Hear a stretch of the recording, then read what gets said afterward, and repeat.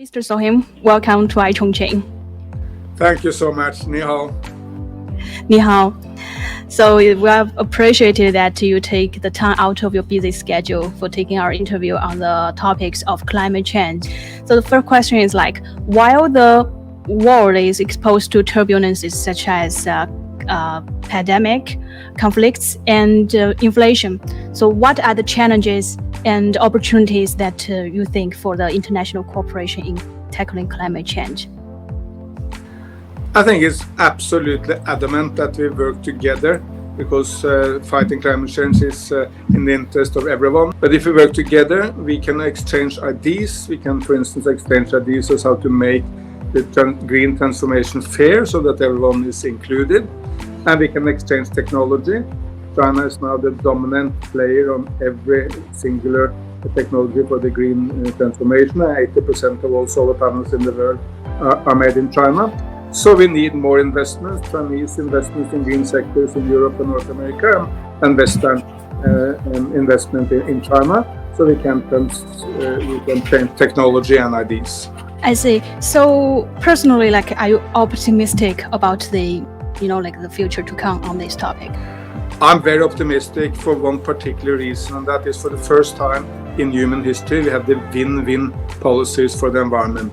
In the past, of course, there was a choice. Either you wanted to develop or you wanted to take care of Mother Earth. But the win-win, the enormous opportunities for combining economy and ecology, moving very, very fast into prosperity, bringing everyone into the middle class so we can go green and we can prosper at the same time.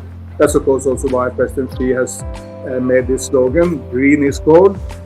We can benefit economically from going green. So, by the way, Paris Climate Agreement has boosted the world's determination to combat climate change and deeply encourages multilateral cooperation. During the process, what assistance do you think the developing countries need to achieve their green transition? And can you share with us some good modes and projects that works out very well on this issue? Absolutely. Of course, in the past, the idea was that the developed nation needed to provide a lot of money to the developing world for them to move into the green. And still, definitely there is a need for Europe and the United States to provide more support for green development. But by and large, developing nations can now base development on their own resources because going solar is not a cost. It's you save money from the state budget, you improve people's health, and you take better care of Mother Earth if you base your development on solar. So India is going solar and moving into green hydrogen at high speed. And of course in China you see the same, but in even bigger scale. China has 80% of all solar panels in the world, and China is now totally dominating the important sector of electric batteries. One Chinese company, CATL, is now 40 to 50% of all batteries produced in the world, and this is of course critical for the green revolution. So both China and India, as the two biggest developing nations in the world, see an enormous opportunity to create jobs, while at the same time do better for Mother Earth.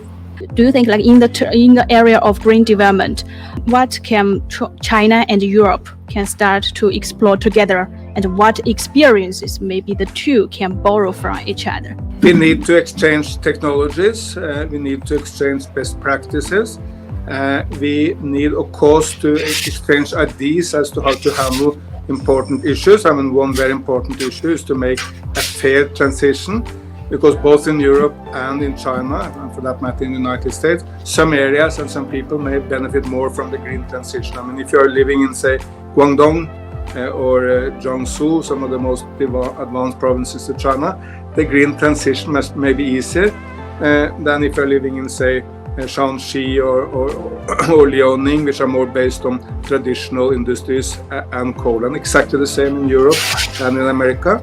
And we need to exchange ideas as to how we can bring everyone on board and make the green transition fair.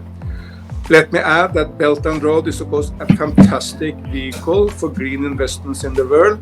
After President Xi said that China will stop all overseas coal investments, Belt and Road is going green at high speed. China is now constructing the Bandung Jakarta Railway in Indonesia, the Trans-Malaysia railway in Malaysia, and in Africa, China has produced incredibly important connections for Africa, like through Kenya or from Djibouti to Addis Ababa and Ethiopia. So Belt and Road is a fantastic opportunity for green investment in transport as well as in energy, and we should grab all these opportunities. So what about China's green endeavor impresses you the most?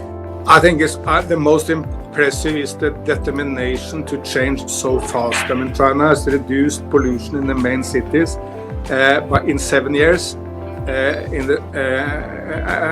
a level which it took 30 years in the United States or Europe.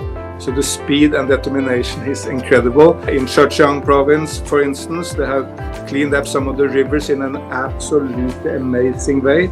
They were called milky rivers in the past, not because they were healthy like milk, but because they were so polluted and they were white. Now they are incredibly clean.